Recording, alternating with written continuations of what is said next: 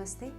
मैं डॉक्टर सीमा शर्मा हूँ और मैं सीनियर गायनोकोलॉजिस्ट हूँ अपोलो फेम केयर में। स्वास्थ्य समस्या और समाधान के नए वीडियोस को देखने के लिए लाइब्रेट के यूट्यूब चैनल को सब्सक्राइब और बेल आइकन को प्रेस करें। आज इस वीडियो के माध्यम से मैं आपको वजाइना यानी योनि से रिलेटेड कुछ मिथ्स या धारणाएं जो आम लेडीज़ के दिमाग में होती हैं उनको करेक्ट करने का प्रयास करना चाह रही हूँ। सबसे पहला मिसकंसेप्शन जो लेडीज़ के दिमाग में रहता है वो ये है कि ढीली योनि क्यों हो जाती है या वजाइना उनको लूज़ फील होने लगता है आफ्टर सम टाइम, उसकी क्या वजह है और ऐसा क्यों होता है, क्या मल्टीपल सेक्सुअल पार्टनर्स इसकी एक वजह होती है।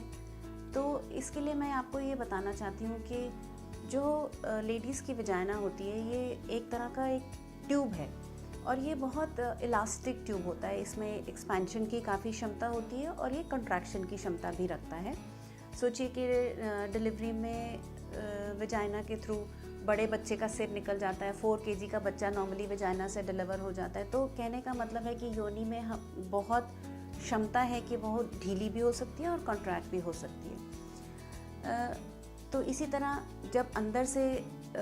कोई सामान बाहर आ सकता है, जैसे बेबी बाहर आ सकता है, तब भी वो इलास्टिक होती है और जब सेक्सुअल रिलेशंस होते हैं, जब पीनिस अंदर जाता है या सेक्स टॉयज़ अंदर जाते हैं, तब भी वो एक्सपैंड कर सकती है। तो कहने का मतलब तात्पर्य ये है कि जो वजाइना है उसमें बहुत क्षमता है इस बात की कि वो इलास्टिक हो जाए और वापस कॉन्ट्रैक्ट हो जाए। लेकिन केवल मल्टीपल सेक्सुअल पार्टनर्स होना वजाइना के ढीलेपन की वजह नहीं होती है।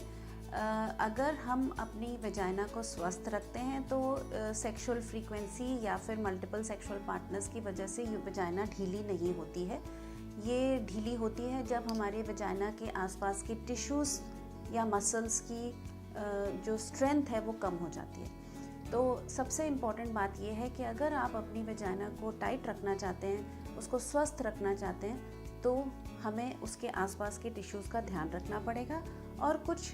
स्पेसिफिक प्रिकॉशंस हैं जो मैं आपको इस वीडियो के माध्यम से बताना चाहती हूँ, जिसको आप अगर ध्यान में रखें तो आप अपनी वजाइना को टाइट रख सकते हैं और आपके सेक्सुअल रिलेशंस को इम्प्रूव कर सकते हैं। सबसे पहली बात ये है कि आप अपने वज़न को कंट्रोल में रखिए। जितना ऊपर से वज़न ज़्यादा आएगा वजाइना के ऊपर, क्योंकि वजाइना सबसे नीचे का पोर्शन है आपका, उतना ही आपके पेशाब का रास्ता, आपकी मोशन का रास्ता, आपकी वजाइना, सारे टिश्यूज़ ऊपर से प्रेशर पड़ने की वजह से लूज़ होंगे और नीचे की तरफ खिसकेंगे। तो जब हम अपना वज़न कंट्रोल में रखते हैं तो वजाइना जो है अपनी शेप में रहती है और पेशाब का रास्ता भी अपनी शेप में रहता है। दूसरा, अगर आपको खांसी रहती है, एस्थमा की प्रॉब्लम है, कोई भी आपको इशू रहता है, जैसे अगर आपको कॉन्स्टिपेशन या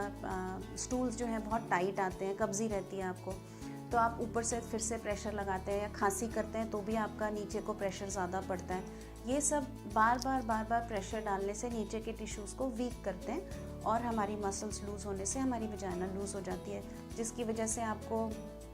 अपने सेक्सुअल रिलेशंस में प्रॉब्लम्स हो सकती है, आपका प्लेजर कंपोनेंट कम हो सकता है, आपका यूरिन का लीकेज का प्रॉब्लम स्टार्ट हो सकता है, आपको लगेगा आपको जल्दी यूरिन जाना है, आपको होल्डिंग कैपेसिटी कम है और बाथरूम में जाने से पहले आपका थोड़ा सा बूंदे यूरिन का लीक हो जाता है। ये सब प्रॉब्लम्स, या आपको कब्ज़ी हो जाना, ये सब प्रॉब्लम्स आपको बेसिकली लूज़ वजाइना की वजह से होती हैं और उसके साथ साथ जो पेशाब का रास्ता लूज़ हो जाता है उसकी वजह से होती हैं। एक और बहुत इम्पॉर्टेंट चीज़ है जो रूरल लेडीज़ में, जैसे अगर बीड़ी या हुक्का, इवन सिगरेट्स, तो ये जो सारी चीज़ें हैं, निकोटीन है, ये नीचे की मसल्स को वीक करती है और उसकी वजह से भी आपका वजाइना लूज़ हो जाता है। तो अगर आप इन सब चीज़ों का ध्यान रखें कि आप अपना वज़न कंट्रोल में रखें, आपको कॉन्स्टिपेशन हो तो जल्दी ठीक करें, आपको खांसी हो तो जल्दी ठीक करें, कोई भी आप भारी काम करें तो बेल्ट का इस्तेमाल करके करें और स्मोकिंग कम से कम करें, तो ये सब 4-5 जो आपके प्रिकॉशंस हैं, ये सब लेने से आपकी वजाइना स्वस्थ रहेगी। अब दूसरा प्रश्न बहुत सारी लेडीज़ ये पूछती हैं कि अगर हमारा वजाइना ऑलरेडी लूज़ हो गया है तो अब हम इसके लिए क्या कर सकते हैं। तो उसके लिए सबसे पहला जो मैं आपको उपाय बताना चाहती हूँ, जिसको हम बोलते हैं कीगल्स एक्सरसाइजेस। तो बिस्तर पर लेटकर या किसी भी टाइम आप ये एक्सरसाइजेस कर सकते हैं इसमें आपको अपना जो एनस है उसको स्क्वीज़ करना है और बिस्तर पर लेट के करें तो ज़्यादा फ़ायदेमंद रहेगा। इसको 10-10 मिनट के इंटरवल पर दिन में कम से कम 3 बार आपको करना है और नीचे की मसल्स को आपको वजाइना की मसल्स को स्क्वीज़ करके रखना है टू द काउंट ऑफ 10। तो आप अपना मसल्स स्क्वीज़ करें, 10 तक गिनती करें और ढीला छोड़ें और फिर से स्क्वीज़ करें वजाइना की muscles, squeeze and let go. घड़ी देख के कम से कम 5 से 10 मिनट दिन में 3 दफ़ा करने से उसका सबसे ज़्यादा फ़ायदा होता है और आपको विद इन 2 to 3 मंथ्स आपको खुद में लगेगा कि आपके रिलेशंस में और आपके यूरिन होल्डिंग कैपेसिटी में इम्प्रूवमेंट मिलेगी। दूसरा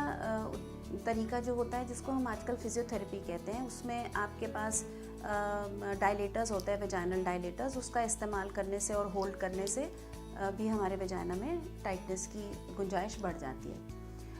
और सबसे जो आजकल आधुनिक तरीका माना जा रहा है जो कि नॉन सर्जिकल ट्रीटमेंट है वो ये है कि एक लेज़र की मशीन है जिसमें बिना सर्जरी के, बिना किसी कटिंग के लेज़र जो लाइट की एप्लीकेशन होती है, जैसे आपने लाइट फोटो फेशियल सुना होगा अपने फेशियल स्किन के लिए, उस तरह से लेज़र की मशीन जो है वजाइना में डालने से उसकी वजाइना की